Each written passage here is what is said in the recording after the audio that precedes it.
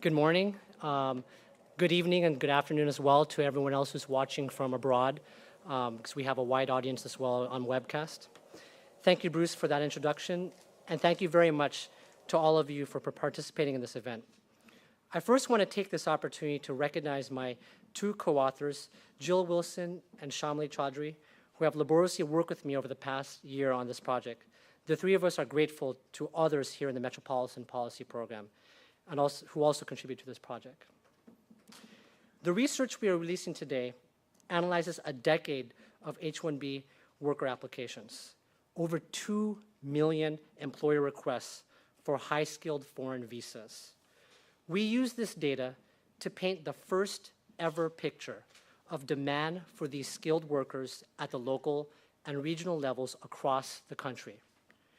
As Bruce noted in his remarks, the Great Recession and slow recovery have only heightened the demand for skilled workers to help American firms compete globally.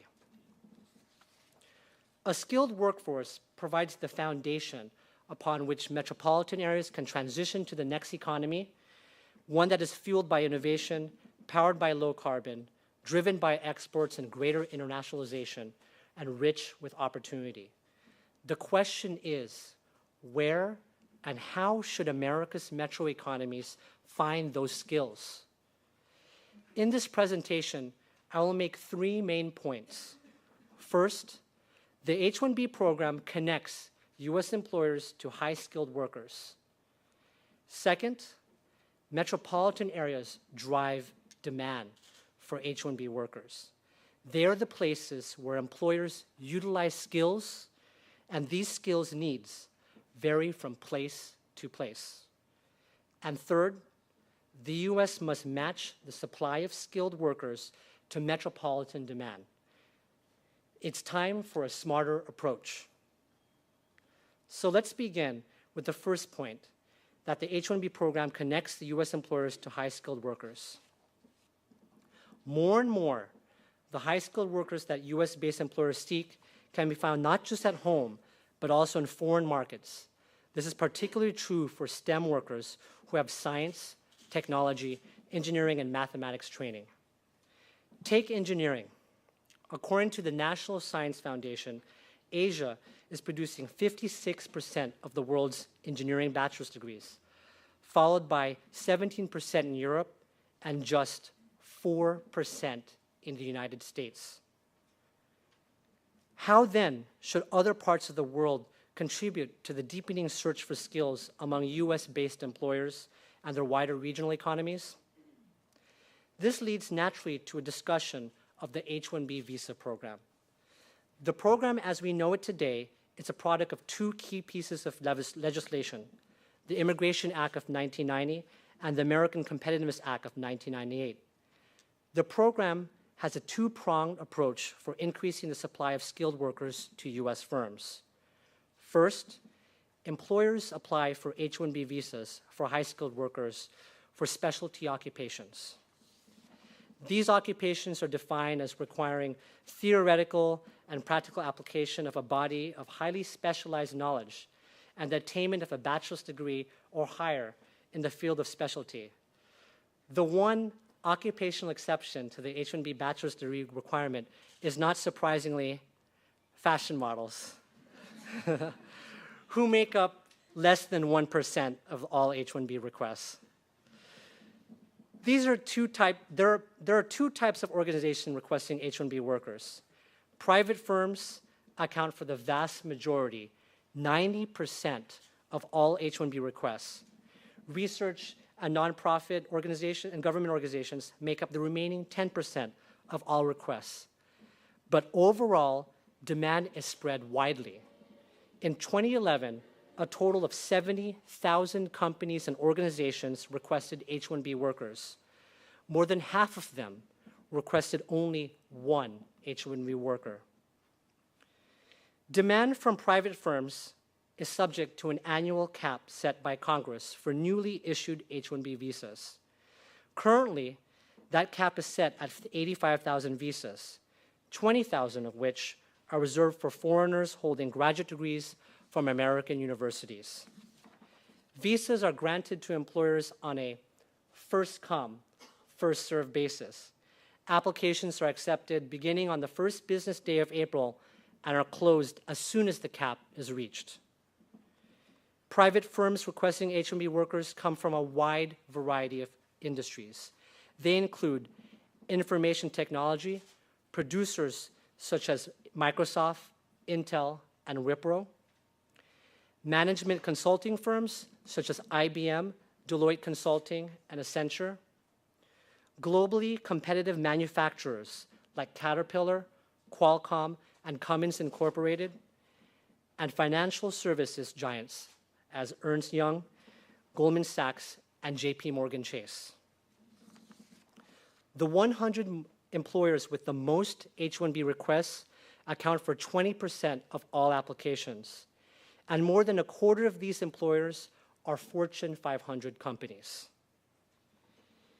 Universities, nonprofits, government research institutions form the second category of employer requesting H-1B workers. Unlike private firms, these organizations are not subject to the annual visa cap under the H-1B program. Many rank among America's largest and most prestigious research universities, such as the University of Michigan, University of Texas at Austin, Harvard, MIT, and the University of California System. Many of their requests are for STEM workers, professors, and medical doctors conducting research or residencies at university hospitals. The National Institutes of Health also request large numbers of H-1B workers in the health sciences. While H-1B workers come from all over the world, Asia dominates as a source region. About 2/3 of visa recipients come from India and China, with India representing a majority of all visa recipients. Other countries represented include Canada, the United Kingdom, South Korea, and the Philippines. In terms of skills requested, slightly less than 2/3 of all H-1B applications are for STEM occupations.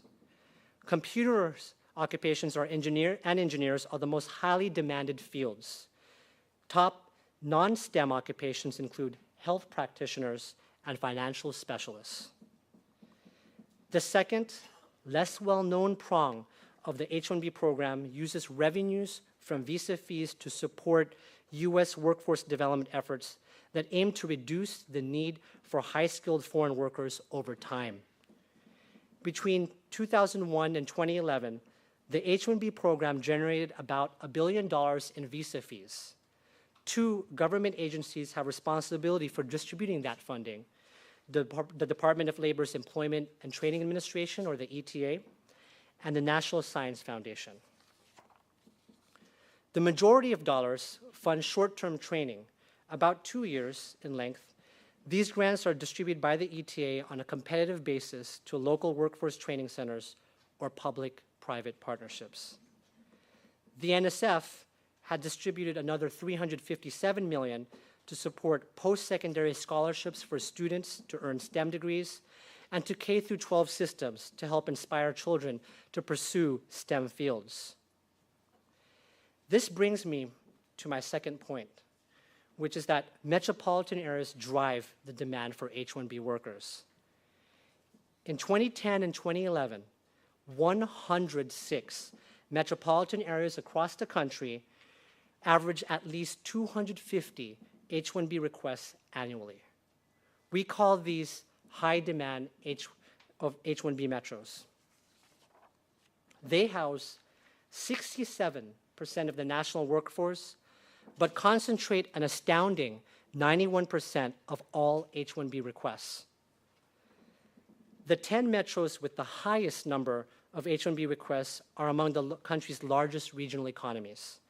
They range from the nation's largest requester, New York, to Los Angeles, San Francisco, San Jose, Washington, Chicago, Boston, Dallas, Houston, and Seattle. These 10 metros alone account for 56% of all H-1B requests. But another group of metros areas exhibit a high demand for H-1Bs relative to their existing workforce. they have what we call high H-1B intensity.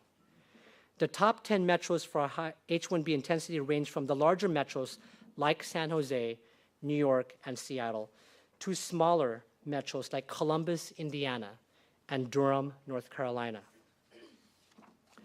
A closer examination of the H-1B program in 4 metro areas portrays how demand for these workers tracks the distinct economic policies, economic profiles of these places. The San Jose metro area, home to Silicon Valley, is most likely the first place that comes to mind when discussing demand for skilled workers and the H-1B visa program. It ranks among the top 10 in total requests for H-1B workers and is the #1 for H-1B demand intensity. The technology industry dominates demand for H-1B workers. You could see here the top employers requesting H-1B workers include Apple, eBay, Yahoo, and Intel.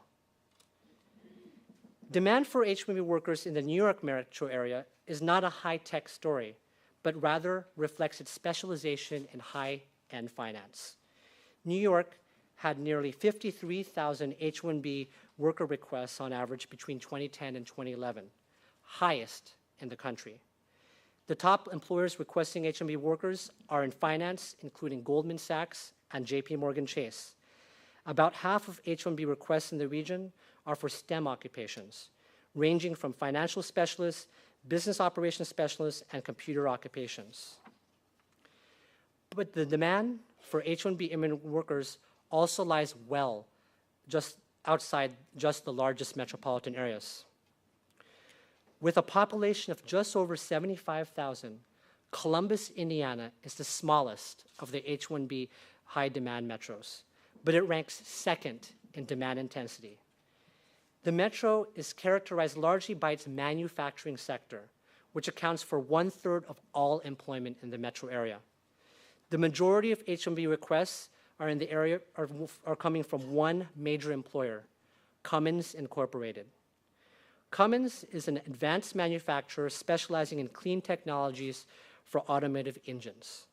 The firm has experienced exponential growth over the past several years, even during the recession, and its requests for H-1B workers, especially in engineering, have followed that trend.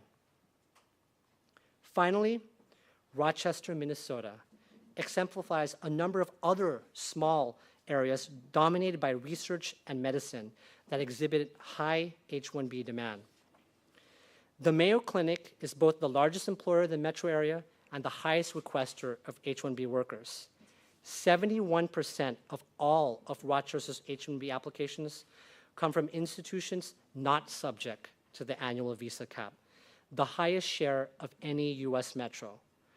With 2.6 H-1B requests per 1,000 workers, the large majority of the region's H-1B applications are for life scientists and health practitioners.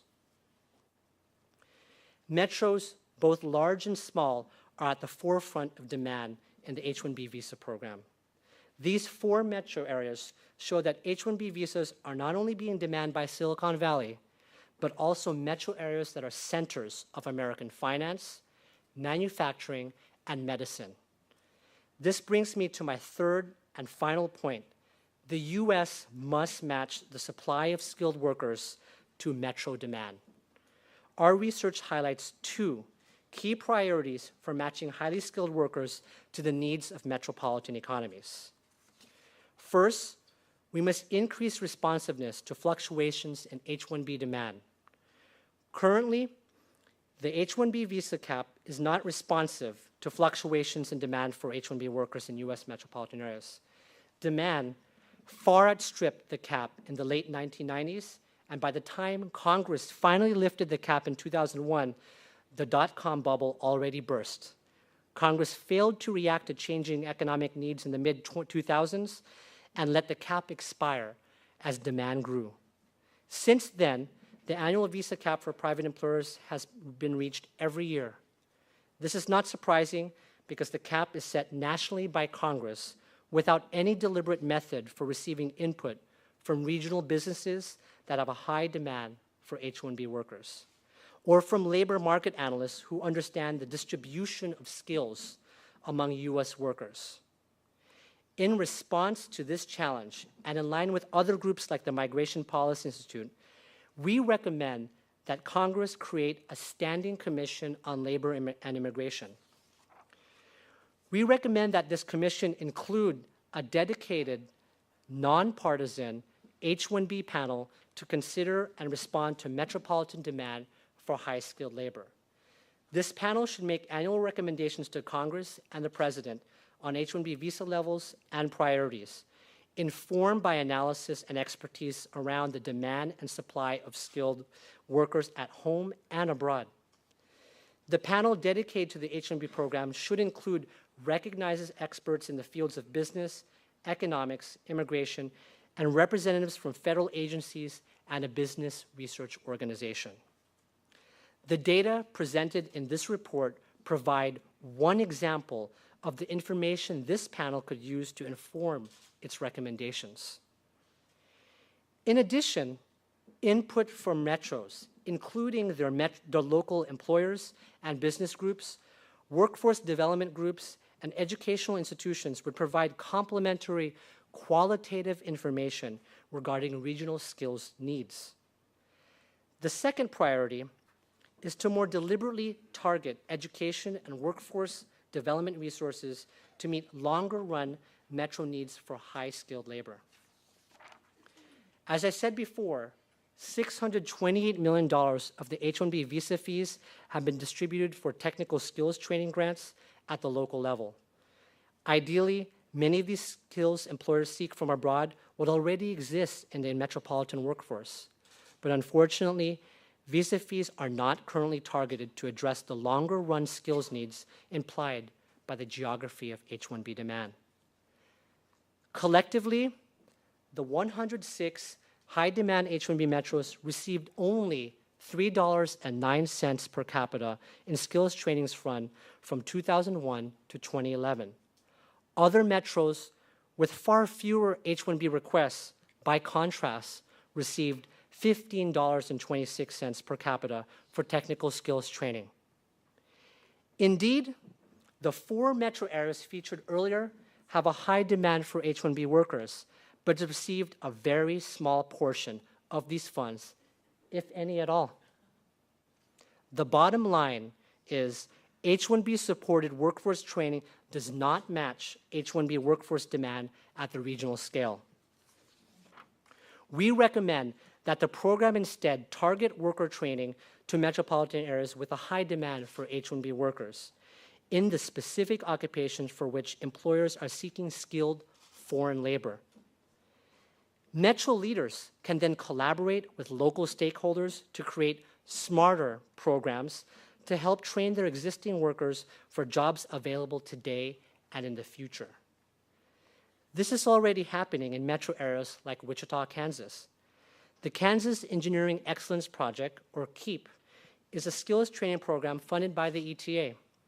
We will hear more about this later this morning from its executive director, but it supports workers in completing advanced degrees in high-demand fields in aviation and aerospace, occupations that might normally be filled by H-1B workers. Private employers work with Wichita State University and the program to train students for the jobs that will be in demand in the near future. Other metropolitan leaders can take advantage of the data that we released today to more smartly target their workforce training to their skills needs. Metro organizations can use our metropolitan profiles to inform their applications for ETA grant funds by identifying the specific skills and employers behind H-1B demand in their regions. All these data are available at the following website, noted on the screen and on the handouts. In conclusion, to move forward in the national debate about global economic competitiveness, policymakers must understand local demand for foreign skills in the United States. Until now, the discussion around high-skilled immigrants and the H-1B visa program has been highly polarized, conducted solely at the national level, and lacking geographic information about employer demand. Our metro economies are driving the nation's demand for global skills.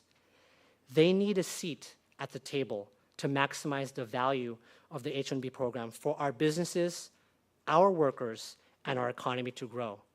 Thank you.